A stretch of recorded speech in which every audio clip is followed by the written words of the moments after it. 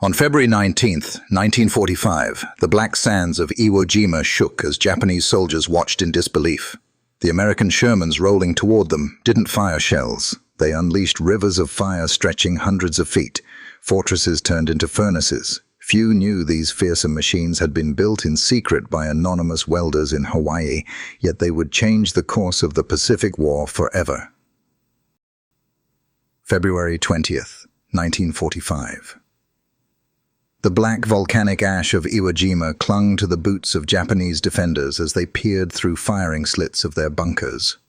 For 2 days they had withstood the thunder of naval guns, the crash of bombs, and the relentless push of U.S. Marines clawing their way inland. Yet what they saw that morning was something they had never imagined. Across the gray landscape, American Sherman tanks crawled forward, their olive-drab armor blended with the haze of smoke and dust. To Japanese eyes, they looked like the same machines they had faced before, lumbering beasts, vulnerable to well-placed anti-tank fire. But then, a strange detail caught their attention. These tanks weren't firing their 75mm cannons. Their turrets moved with purpose, but instead of the expected barrel, something different protruded. A short, stubby nozzle, almost like a fire hose mounted on steel. At first, the defenders laughed nervously. Some assumed the tanks had been damaged in the naval bombardment. Others whispered that perhaps these were supply vehicles disguised as armor. But then came the sound, a hiss. Low at first, then building into a mechanical roar. It wasn't the sharp crack of a gun, it was the unsettling sound of compressed fury. A heartbeat later, the first burst of fire leapt across the battlefield. A stream of thickened fuel, ignited into a torrent of living flame, shot more than 150 yards through the volcanic air. It rolled like a tide across the ash, clinging to rocks, bunkers, and men. A Japanese pillbox, once thought impregnable, erupted in fire. Inside, screams lasted only seconds before being smothered by smoke and molten heat. For the Marines watching, it was a grim relief. For the Japanese, it was a revelation too terrible to process. The strongest defenses they had built, concrete, steel, and volcanic rock, were no match for this new terror. The fire seeped into cracks, down ventilation shafts, through firing ports. Nowhere was safe. In that moment, 8 ordinary-looking Sherman tanks revealed their terrible secret. They were not gun tanks at all, but flamethrower tanks, machines born from months of secret work in Hawaiian workshops. What one Marine battalion commander would later call the best single weapon of the operation had just announced its presence to the world. The Japanese had believed their fortress of tunnels and caves made them untouchable. But on that morning, the island itself seemed to burn, and yet, this was only the beginning. Behind that sudden wall of fire lay a hidden story of engineers, welders, and soldiers who had labored in secrecy to create these machines. A story that would change the balance of the Pacific War and haunt survivors on both sides for decades.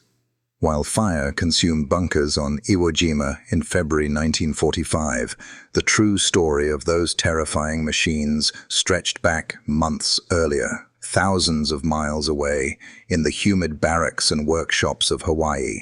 At Schofield Barracks on Oahu, far from the volcanic battlefield, a small team of engineers, welders, and mechanics worked in secrecy. Their mission was so classified that even many senior officers had no idea it existed. To the outside world, they were just another group of Seabees, the Navy's construction battalions, famous for building runways and bridges under fire. But behind closed doors, they were inventing a weapon unlike anything the Pacific had ever seen. Colonel George Unmacht, a grizzled veteran of the Chemical Warfare Service, understood the problem better than most. He had seen Marines throw themselves again and again against Japanese caves in Saipan and Peleliu. Machine guns and artillery couldn't touch the men hiding deep inside rock and concrete. Portable flamethrowers, carried by brave Marines, worked for a few seconds, until the operator was cut down by enemy fire. Casualty rates for those flame operators had been staggering. some units losing over 70% of their men. Something had to change. Unmacht assembled a team that was as unusual as the task. Army chemists, Navy welders, machinists, and tank mechanics all worked side by side. These men were not generals or famous commanders. Most were enlisted tradesmen, men whose names would never appear in history books. Yet it was their hands, their welding rods, and their sweat that created the weapon which would terrify Japanese defenders. The work was brutal. Hawaiian heat mixed with the roar of generators and the sting of molten sparks as the Seabees cut into Sherman tanks fresh from the docks. Each vehicle required 1,200 man-hours of labor. More than 150 parts had to be specially machined. Over 1,100 electrical connections had to be installed, every single one critical. A single mistake could mean that when the gunner pressed the trigger, nothing happened. Or worse, the tank itself might explode. The cost was enormous. Each conversion ran between $20,000 and $25,000, well over $350,000 in today's money. Yet Washington approved the expense because in the Pacific, lives were being lost by the thousands. The breakthrough design, eventually labeled the CBH-1 for Construction Battalion Hawaii 1, was nothing short of revolutionary. The flamethrower used nitrogen pressure instead of air, reducing the risk of explosions. Its fuel mixture, diesel, gasoline, and napalm thickener, burned at 1,500 degrees Fahrenheit. Most importantly, it could fire in bursts up to 150 yards away, nearly 3 times farther than a man could ever hope to reach with a backpack unit. But perhaps the cleverest trick was deception. On the outside, the flamethrower Shermans looked almost identical to their standard brothers. Painted in the same olive drab, no special markings, no signs of their deadly secret. To a Japanese observer peering from a hidden cave, they looked like ordinary tanks, until the instant they opened fire. By then, it was far too late. In late 1944, as the Marines prepared for Iwo Jima, these secret Shermans were quietly shipped out from Hawaii. They would land alongside standard tanks hidden in plain sight. Few in the invasion force even knew of their existence. And so, when Japanese soldiers saw them for the first time on that February morning, they had no warning, no preparation. What had been born in secrecy on Oahu was now rewriting the nature of war in the Pacific. But to understand why Japan's defenses failed so spectacularly, we must look at the man who commanded them, General Tadamichi Kuribayashi, and the fortress he had carved into Iwo Jima. While American engineers sweated in Hawaiian workshops, across the Pacific, a very different kind of preparation was unfolding. General Tadamichi Kuribayashi, appointed to command Iwo Jima in June 1944, studied the battlefield reports from Saipan, Peleliu, and the Philippines with grim determination. What he saw was devastating truth. Japan's old way of fighting had failed. For years, Japanese commanders had ordered massive banzai charges, thousands of men hurling themselves against American firepower. At Saipan, entire regiments had been wiped out in single night assaults. At Peleliu, caves and bunkers had collapsed under relentless bombardment. Honor alone could not stop American artillery, tanks, and naval guns. Kuribayashi was not a man blinded by tradition. Unlike many officers of his generation, he had traveled to the United States before the war, serving as a military attaché in Washington. He had seen American factories, highways, and endless supplies. He knew the industrial power Japan faced, and he knew Iwo Jima could not be saved. His mission was not to win. His mission was to bleed America so badly that Washington might hesitate before invading Japan itself. So he broke centuries of samurai tradition. On Iwo Jima, there would be no glorious charges, no mass suicide attacks at the water's edge. Instead, his men would vanish underground. By early 1945, Kuribayashi's engineers had carved a subterranean world, unlike anything the Americans had ever faced. 11 miles of tunnels connected the island's ridges and hills, with plans for 17 in total. Some chambers sank 7 stories deep into volcanic rock. Over 1,500 bunkers and pillboxes dotted the surface, their concrete walls reinforced with salvaged steel. Many could shelter 300 to 400 men. Ventilation shafts, disguised as natural rock formations, fed oxygen into the depths. Underground hospitals held operating rooms. Communication centers, buried 75 feet below ground, were linked by telephone wire running the length of the island. It was, in every sense, a fortress city beneath the earth. Kuribayashi positioned his forces with mathematical precision. Around Mount Suribachi in the south, artillery could sweep the beaches. To the north, 15,000 soldiers dug into the plateaus where the terrain favored defense. In the center, a mobile reserve of 4,000 men could rush to reinforce any sector through the tunnels. Every machine gun nest, every artillery piece, overlapped in carefully designed kill zones. His orders were clear and cold. Do not die until you have killed 10 Americans. Japanese troops were drilled not to waste ammunition, not to fire until the enemy was in killing range. They would not reveal their positions to naval bombardments or airstrikes.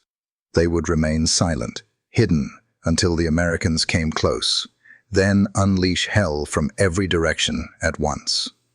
American intelligence, relying on aerial photos and months of bombing, never grasped the true scale of this underground fortress. For 74 straight days, battleships and planes hammered Iwo Jima with 6,800 tons of bombs and 22,000 shells.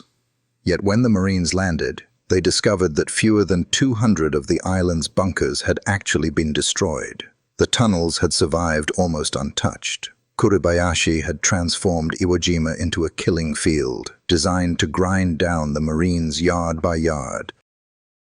He believed his defenses could force America into a nightmare battle of attrition.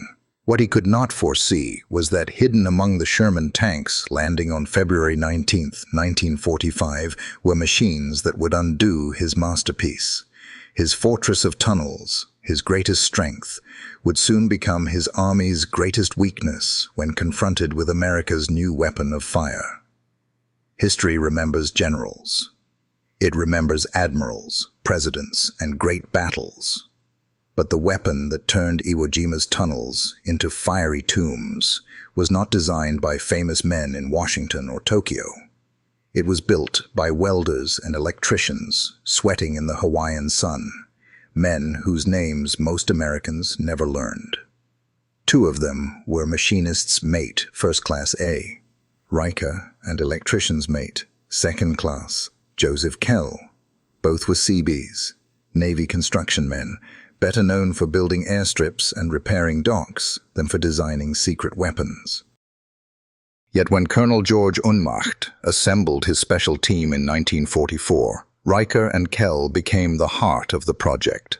They were practical men. Riker had spent years in machine shops before the war, the kind of worker who could fix anything with a file and a welding torch. Kell was an electrician by trade, comfortable around complicated wiring. Together, they faced a task that sounded impossible: turn a Sherman tank into a flamethrower that actually worked. Earlier attempts had been clumsy and dangerous. The Canadians had tried the Ronson system, essentially strapping a field flamethrower onto a tank hull. Its range was only 60 to 80 yards, and the fuel lasted less than a minute.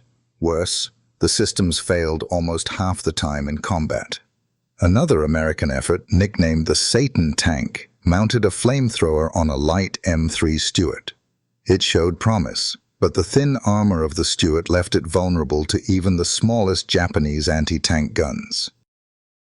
Riker and Kell took lessons from all of these failures. Working in stifling workshops at Schofield Barracks, they scavenged parts, studied captured German systems, and blended designs from the British Navy, Mark I, with American engineering. For weeks, they worked 20-hour days, sleeping on cots next to their welding rigs, the air thick with smoke and the smell of hot steel. What they produced became known as the CB-H-1 Construction Battalion, Hawaii 1. To anyone who saw it, it looked like a normal Sherman tank. That was intentional. The deadly nozzle was fitted into the space where the 75mm gun barrel normally protruded. From the outside, no Japanese observer could tell the difference. Inside, however, was a marvel of battlefield engineering. The fuel tanks carried nearly 300 gallons of thickened napalm mixture. A separate ignition system, fed by 10 gallons of raw gasoline, ensured reliable starts. The nitrogen pressurization system replaced compressed air, meaning that even if the tank was hit, there was little chance of an internal explosion. The whole mechanism required over 150 pounds of welding rod and 1,100 electrical connections.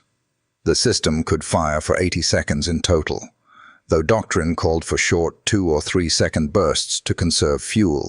The range? A staggering 150 yards, triple that of a man-portable flamethrower. Even more important, the gunner could traverse and elevate the weapon exactly like a normal cannon, aiming through the same periscopes and sights. To the crew, operating it felt no different from firing a tank gun, except what came out wasn't steel but fire. It was Riker and Kell's greatest achievement. And yet, when their work was complete, there were no medals, no parades, no headlines. Their tanks were quietly loaded onto ships bound for Iwo Jima, their secret hidden under olive drab paint.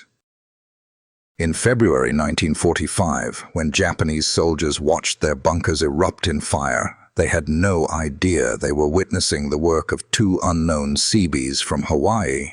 But every Marine who survived an assault that would have cost dozens of lives owed a silent debt to Riker, Kell, and men like them.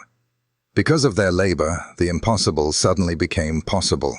To burn the Japanese out of tunnels that had been designed never to fall.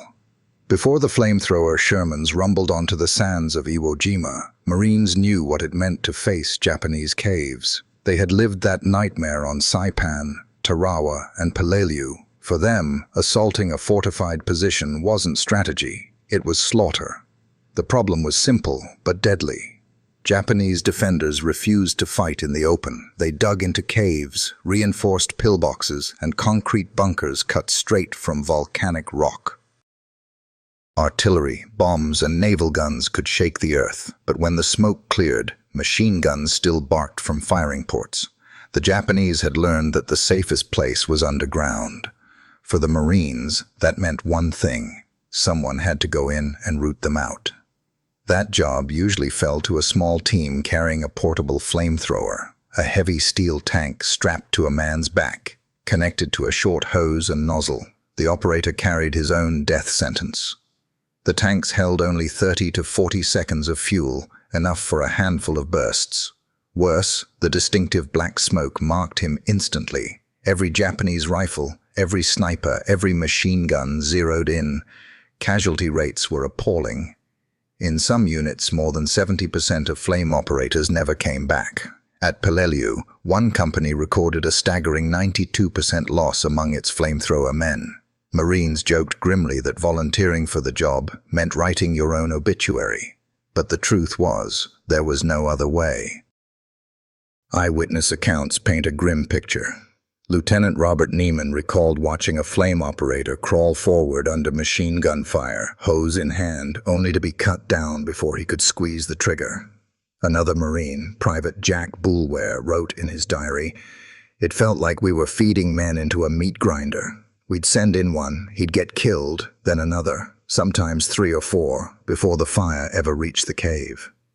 The horror wasn't only in the losses, it was in the sounds. Marines remembered the screams when a flamethrower finally worked, when fire rolled into a dark tunnel and smoke and flames erupted out the other side. It was warfare stripped of distance, as intimate and terrifying as it gets. And yet, even when a bunker was silenced, it wasn't over. Many Japanese soldiers pretended to be dead, waiting until Marines approached before hurling grenades. Others fought to the last breath with bayonets. Every cave was its own private battle, and every yard of ground came at the price of blood. By 1944, the men knew this was unsustainable. They were fighting an enemy who built fortresses underground, and they were sending flesh and bone against steel and stone. The math didn't work. For every cave, for every pillbox, America paid in lives. This was the nightmare that haunted Colonel Unmacht and the Seabees back in Hawaii. They weren't just building machines, they were building salvation. A way to take the burden off individual Marines and place it onto armored steel. And when those flamethrower Shermans finally rolled ashore at Iwo Jima, the men who had watched their friends die in front of caves would see, for the first time, a weapon that could turn the tables.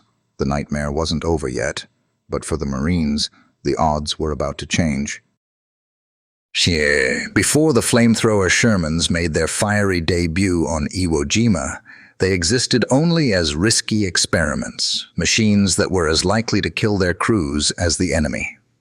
In late 1943 and early 1944, at Schofield Barracks in Hawaii, Colonel George Unmacht's team began the first serious attempts to mount flamethrowers on armored vehicles. The Army had already tried crude field modifications in the Solomons, bolting infantry flamethrowers to tank hulls. They barely worked. The Canadians had introduced their Ronson system, but its range and reliability were poor. So the Seabees and chemical warfare specialists began work on a more ambitious design. Their first creation was built on the small, lightly armored M3 Stuart light tank. Marines quickly nicknamed them Satan tanks. On paper, it sounded promising: mobility, armor, and a flamethrower that could spray fire further than a man on foot. In practice, the results were terrifying, but not always for the enemy. One Seabee welder, quoted years later, described the first test. "We fired it, and it worked too well. The flame shot out, but the whole system shook so bad we thought it would blow the tank apart. We were all standing back, waiting to see if the damn thing exploded." The range was better, 80 to 100 yards, but the system had major flaws. The turret traverse was limited, the flame gun's elevation was poor, and most critically, the Stuart's thin armor couldn't survive Japanese 47mm anti-tank guns. At Peleliu, the Satans saw combat, and though they terrified defenders, they also burned out quickly and suffered losses. For Unmacht and his men, this was both proof and frustration. Proof that the concept could work. Japanese soldiers fled in panic when the Satans spat fire, but also frustration, because the vehicles couldn't survive long enough to be decisive. The team went back to work. They studied every known design, the Ronson, the Navy Mark I, even captured German flamethrower systems from North Africa. Riker and Kell began tinkering with combinations, welding parts together in endless configurations, sometimes watching their prototypes fail spectacularly. Tanks caught fire, pressure systems ruptured. One failed ignition nearly cost a Seabee his life, but each failure taught them something. A stronger pump here, a safer pressure system there, a way to use the tank's main gun mount so the flame weapon could aim like a cannon. And slowly, out of smoke and sweat, the Seabee H-1 was born. It was stronger, safer, and deadlier than anything before. The system could spray fire 3 times farther than a man on foot, and the Sherman's armor meant its crews could close to point-blank range without fear of being cut down. By late 1944, after months of trial and error, Unmacht's team had something worth sending to war. The tanks were painted standard Marine Corps olive drab, with no markings to reveal their purpose. To anyone watching them roll onto a beach, they were just another Sherman, until the nozzle opened and fire poured out. For the men who had spent months risking their lives in secret tests, it was vindication. They had built a weapon that could change the very geometry of combat in the Pacific. And in February 1945, when those 8 modified Shermans landed on Iwo Jima, they carried not only fire, but the lessons of every failure that had come before. The island's defenders would soon discover that the bunkers they thought invincible had become death traps. February 19th, 1945. The black sands of Iwo Jima swallowed men and machines alike. Marines fought with every step just to move forward as Japanese artillery zeroed in. Shells burst overhead, mortars rained down, and machine guns chattered from hidden bunkers. For the men of the 4th and 5th Marine Divisions, the beach was a nightmare, smoke, noise, and death at every turn. Amid the chaos, Sherman tanks rumbled ashore. To most Marines, they looked like the same steel beasts that had supported them on Saipan and Peleliu. Heavy, dependable, and desperately needed against the pillboxes dotting the landscape. But hidden in their ranks were 8 tanks unlike any the Marines had ever used before. These were the CBH-1 Flamethrower Shermans, their secret carefully guarded even from many in the invasion force. Painted in standard olive drab, they bore no special markings. To a Japanese observer scanning the beach through binoculars, they appeared ordinary. That illusion would not last long. By the second day, as Marines struggled to advance, one of the modified Shermans moved into position near a Japanese strongpoint. The bunker had already survived naval guns, aerial bombs, and countless mortar rounds. Its thick concrete walls and steel-reinforced doors seemed unbreakable. The tank's turret rotated slowly, the stubby nozzle aligning with the firing slit. Inside the cramped steel hull, the crew steadied themselves. The gunner squeezed the trigger. A hiss, a roar.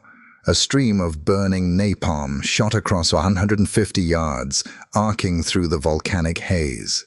It struck the bunker's opening like a tidal wave of fire. Flames poured inside, rolling through the chambers, sucking out oxygen and filling the tunnels with smoke and heat. To the Marines nearby, it was a shocking, terrible sight.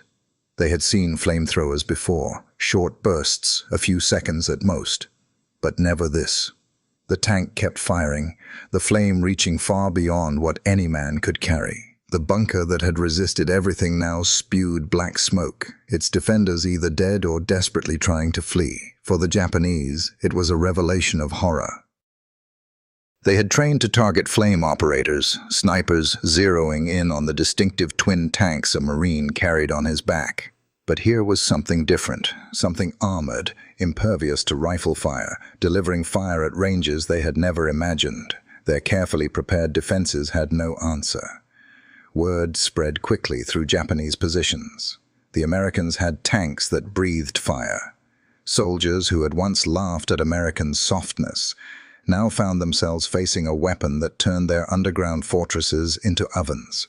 For the Marines, the reaction was mixed. Relief, because finally they had a weapon that could crack open the island's defenses, but also unease, because watching men burn alive, even if they were the enemy, left scars no victory could erase. As the battle raged on, the 8 flamethrower Shermans proved their worth again and again. At one point, a single tank cleared a cave complex that had stalled 2 entire rifle companies.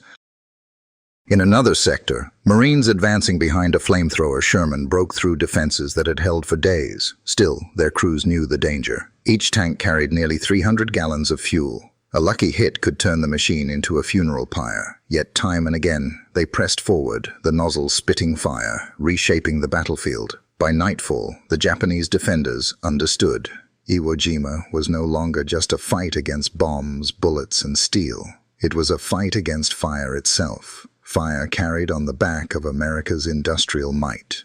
And as the battle dragged into its blood-soaked days, those 8 Shermans would prove to be not just weapons, but symbols. Symbols of how American ingenuity could take a nightmare, the caves of Iwo Jima, and finally answer it with fire. The Japanese had believed their tunnels made them invincible. For months, Kuribayashi's men had dug into the volcanic rock of Iwo Jima, carving a labyrinth of passages that seemed proof against any weapon. They had food, water, ammunition, even underground hospitals. From these bunkers they could wait out bombardments and then emerge to kill Marines at close range. But when fire entered the battle, the very system that was supposed to save them became their undoing. On February 21st, just 2 days after the invasion began, one of the flamethrower Shermans approached a cave complex near Motoyama Airfield. No. 1. Infantry had already tried everything. satchel charges, grenades, and even point-blank artillery fire. Each time, the defenders retreated deeper, then re-emerged once the smoke cleared. It was a cycle of death, with Marines paying the price. This time, the tank took aim. The nozzle hissed. A stream of fire shot into the mouth of the cave. Inside, flames raced through the tunnels like a living thing, chasing air down every shaft and corridor. Ventilation ducts that once supplied oxygen now carried searing heat and choking smoke. Marines watching from the outside saw fire belch out of secondary openings hundreds of feet away, as if the island itself were exhaling flame. The Japanese defenders had nowhere to run. Their fortress, once a shield, became a furnace. Marines advancing behind the tank described the aftermath in stunned tones. Sergeant James Kelly of the 5th Marine Division wrote in a letter home, "We didn't even have to go inside. The fire did the work. You could hear them screaming for a moment, then nothing. The caves were quiet. Too quiet." Other accounts were darker. A Marine corporal remembered approaching a bunker after a flame attack. The steel doors were red hot. Inside, the air had burned away. Some men were alive but suffocated. Others were burned. It was the most terrible thing I've ever seen. For the Japanese, the psychological impact was devastating. They had been trained to fear artillery, bombs, and tanks, but nothing had prepared them for fire that could reach deep into the earth. Word spread quickly. The Americans had tanks that turned caves into tombs. One captured diary told the story in simple, broken words. "The fire comes. It eats the air. We cannot breathe. We cannot fight." The irony was cruel. Kuribayashi's tunnels had been designed to neutralize American firepower. Against naval guns, they worked. Against bombs, they worked. But against fire, they betrayed the very men who had dug them. The deeper the tunnel, the faster the flames spread. The stronger the bunker, the longer it held the heat. What had been a fortress was now a trap. For the Marines, the effect was immediate. Positions that would have taken days and dozens of lives to clear could now be silenced in minutes. A single flamethrower Sherman could accomplish what 2 rifle companies had failed to do. But with every success came a shadow. Marines watching the tanks in action felt a mixture of relief and horror. Relief that fewer of their buddies would die storming caves by hand. Horror at the sight of fire pouring into places where men screamed and burned alive. The battlefield had shifted. Iwo Jima was no longer just a struggle of bullets and bombs. It had become a war of fire versus stone, and fire was winning. By the 3rd week of the battle, the Marines had learned a hard truth. 8 tanks could accomplish what thousands of men alone could not. The numbers tell the story, and they shocked even the men who witnessed them. At Iwo Jima, just 8 flamethrower Shermans accounted for nearly 30% of all Japanese casualties. Think about that. 8 machines, out of an invasion force of 110,000 Marines, had a measurable impact on the battle's outcome. One Marine after-action report put it bluntly. Without the flamethrower tanks, casualties would have doubled. That wasn't theory. It was cold battlefield math. Positions that had swallowed entire platoons of infantry could now be cleared in minutes with a few bursts of fire. Consider the cost. Each CBH-1 conversion required about $25,000, roughly $360,000 in today's dollars. To some, that sounded extravagant. But compare it to the human price. Clearing a single bunker by hand often cost a dozen or more Marine lives. At Iwo Jima, where over 6,800 Americans died and nearly 20,000 were wounded, the savings in blood were incalculable. The flamethrower Shermans were also astonishingly efficient in fuel-to-effect ratio. A single tank carried 300 gallons of napalm mixture, enough for about 80 seconds of fire. Those 80 seconds could destroy cave systems that had resisted days of shelling and bombardment. One burst could silence a pillbox that had pinned down entire companies. The Japanese noticed too. Prisoner interrogations later revealed that they called the vehicles Honosha, the fire car. Others simply called them demons. Survivors admitted they feared the tanks more than artillery, bombs, or even naval guns. Why? Because you could hide from a bomb. You could endure shell fire in a cave. But when the tanks came, there was nowhere left to go. In one striking case, Marine reports noted that a single flamethrower Sherman cleared 7 separate cave positions in less than half an hour. The same task had cost the infantry 2 days and 60 casualties before the tank arrived. Even the Marines themselves struggled to believe what they were seeing. One officer wrote, "A weapon that cost the Navy a fraction of a battleship saved us more men than any battleship could have." The contrast was stark. A battleship like the USS Iowa cost $100 million to build. It could bombard an island for weeks, yet many bunkers remained intact. Meanwhile, a handful of Shermans, built on Detroit assembly lines and modified by welders in Hawaii, were breaking the unbreakable. For an island just 8 square miles in size, the results were staggering. Out of an estimated 21,000 Japanese defenders, only about 200 would be taken prisoner. The rest were killed, many by fire. It was the coldest, cruelest arithmetic of war. 8 tanks, thousands of lives ended, and thousands more saved.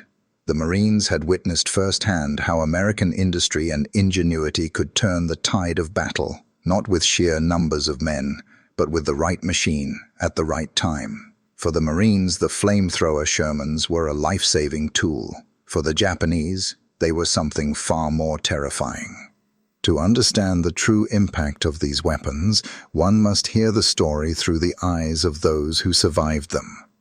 Captured diaries and post-war testimonies paint a picture of men who entered battle prepared to die. But not like this. Private First Class Hiroshi Takeda of the 145th Infantry Regiment had spent months digging tunnels on Iwo Jima. His diary, recovered after his capture, described the first encounter. "We heard a roar, not artillery, not bombs, a different roar. Then the fire came. It filled the tunnel like a wave. The heat was unbearable. Men screamed. Some ran, but there was nowhere to run. We had believed our caves would protect us. They became our graves." Takeda was one of the few who escaped by crawling through a collapsed ventilation shaft. Most of his comrades never emerged. Other accounts echoed the same horror. Sergeant Masao Nakamura, interviewed years later in Tokyo, recalled the terror of suffocation. When the tanks fired, the air disappeared. We were not only burned, we could not breathe. We had prepared for bombs and shells, but no one prepared us for fire that reached into the earth. Men clawed at the walls, trying to find air, trying to dig. Some went mad. It was worse than death. One Japanese officer, Lieutenant Hideo Mori, described the collapse of morale among his men. "My soldiers had sworn to fight to the end, but when they saw the flame tanks, they begged for death before the fire reached them. Some used grenades on themselves rather than be burned alive. I had to shoot one man who tried to surrender. The fire destroyed not only our bodies, but our spirit." These testimonies reveal something crucial. The Japanese soldier was trained to die without fear. He had been taught that surrender was shame, and that death for the emperor was honorable. But fire erased those teachings. It stripped away the armor of ideology and revealed a primal truth. No man can look into a cave filled with burning fuel and still believe in glory. American interrogators after the battle reported that surviving prisoners consistently described the flamethrower Shermans as the most feared weapon of the campaign. Not naval guns, not bombers. Not artillery, fire. The psychological toll spread beyond Iwo Jima. Survivors who returned to Japan carried stories of the Honosha, the fire cars.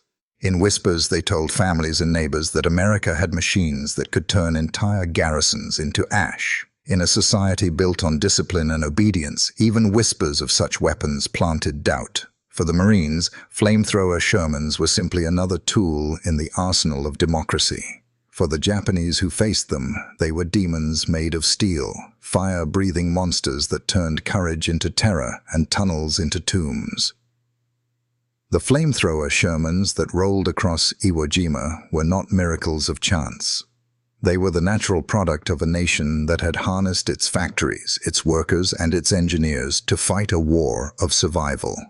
Each CB-H1 conversion cost about $25,000 in 1945 dollars, roughly $360,000 today. At first glance, that might seem like an extravagance for just one tank. But the United States could afford it. By 1945, American industry was producing 96,000 aircraft a year, 50,000 tanks, and millions of tons of supplies. Compared to those staggering numbers, a few dozen flamethrower Shermans were pocket change, and that was the difference. For Japan, every tank, every gun, every gallon of fuel was a precious resource. For America, weapons like the CB-H1 were simply one more line item on the assembly list. A democracy of 130 million people had mobilized its full industrial might, and it could innovate without fear of running dry. Detroit's assembly lines provided the Sherman chassis. Hawaiian workshops provided the conversion. Across the Pacific, ships carried the parts, fuel, and men to make the whole system work.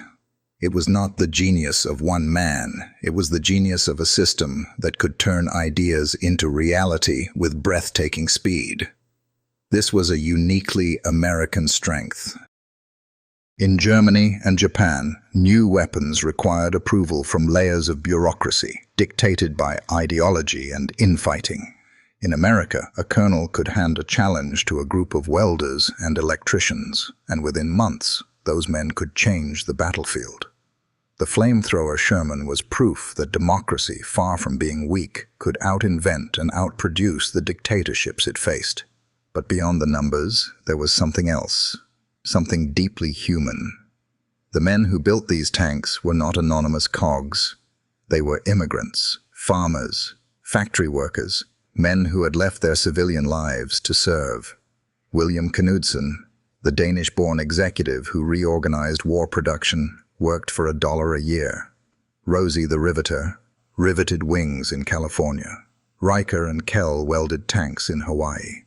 Together they embodied the quiet strength of a free society.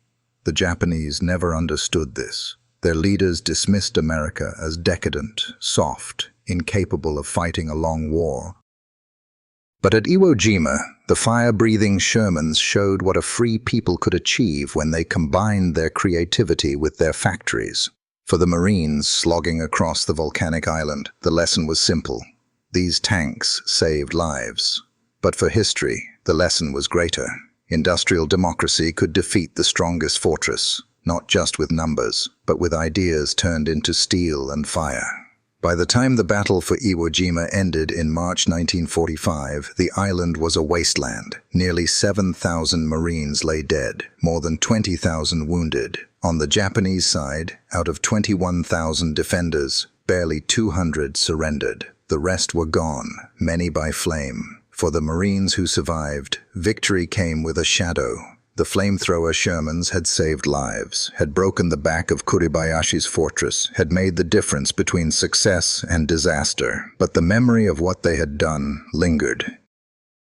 Private First Class Richard Allen, who advanced behind one of the tanks, later wrote, "I was grateful. That machine saved my life and the lives of the men beside me. But I can still hear the screams. Fire doesn't just kill, it haunts you." Others echoed the same unease. One Marine chaplain described men coming to him in tears after clearing caves. They knew it was necessary. They knew it saved their buddies, but they could not shake what they had seen. This was the burden of fire. The Shermans had proven that American ingenuity could create weapons that changed the battlefield overnight. They had shown that democracy could outbuild and outthink the Axis. Yet they also revealed the brutal cost of modern war, the cost not only in lives, but in memory, in the scars carried home by young men who had stared into burning caves. And that, perhaps, is the truest legacy. The flamethrower Shermans were not built by generals or dictators. They were built by welders, electricians, machinists, ordinary Americans who poured their skill into steel so that Marines might live. Their work saved thousands of American lives, even as it took thousands more on the other side. Today, when we remember Iwo Jima, we often picture the flag rising on Mount Suribachi. It is a symbol of courage, sacrifice, and triumph. But behind that moment lay machines of fire, born in secrecy, wielded with desperation, and remembered with mixed hearts. The Japanese had laughed once at American softness. On Iwo Jima, that laughter ended in smoke and flame. The lesson was written not only in the black sands of the island, but in history itself. A free people, united in purpose, could build weapons so powerful they would change the course of war. And yet, those who fought knew the deeper truth. Fire won battles, but it was the human spirit, resilient, inventive, enduring, that won the war. If you believe this story deserves to be remembered, not forgotten, I invite you, like, share, and subscribe. These voices from the past remind us of both the cost of freedom and the power of a people determined to preserve it. The story of Iwo Jima's flamethrower tanks is more than history. It's a reminder of courage, innovation, and the heavy price of war. What do you think when you hear about weapons that saved lives but left scars that lasted a lifetime? Share your thoughts in the comments. I'd love to hear from you. And if you believe these stories deserve to be remembered, don't forget to like this video and subscribe to the channel. Stay with us, because the next untold chapter of World War II might be even more astonishing than this one.